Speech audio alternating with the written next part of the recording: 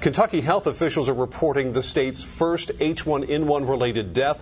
A Lexington woman in her 50s died this past Sunday, and lab tests have confirmed she had contracted the H1N1 virus. Now, health officials say the woman had significant existing medical conditions and warn swine flu can be especially dangerous for those with chronic illness.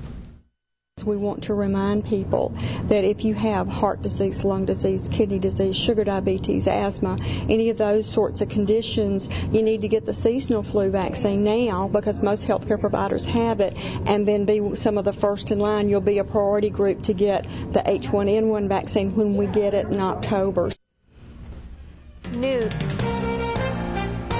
News of the death comes the same day as the governor's pandemic influenza summit. That's tonight's top story at 6. ABC 36 News anchor and health reporter Kristi Runyon joins us with more on how the state is preparing to fight the spread of it. The governor offered his condolences today to the family and friends of that Lexington woman whose death has been connected with swine flu. He says it's just another reminder for all areas of the community to be prepared to deal with more cases of both seasonal and H1N1 influenza. All of us should assume that we may be exposed to flu at any time. The governor's pandemic influenza summit has one overall purpose. But just to continue to make sure that we are as prepared as humanly possible to handle whatever may arise. With so many questions and so much public health concern over the H1N1 virus, representatives from healthcare, education, government, and business all came to learn how best to deal with a potential outbreak of swine flu illness.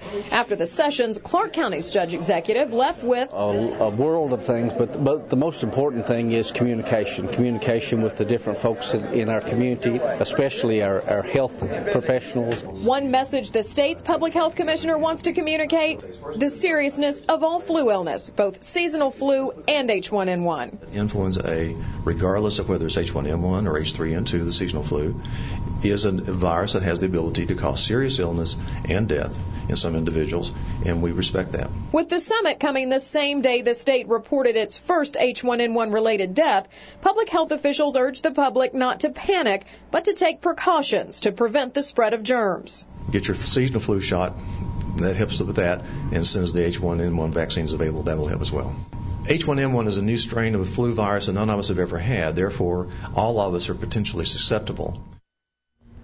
Even with news of today's death confirmation, health officials say so far they still do not expect H1N1 influenza to be worse than seasonal flu, which, keep this in mind, does claim the life of 400 to 500 Kentuckians each year.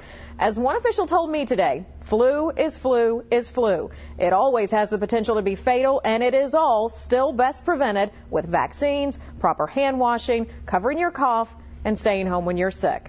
Live in the studio, Kristi Runyon, ABC 36 News.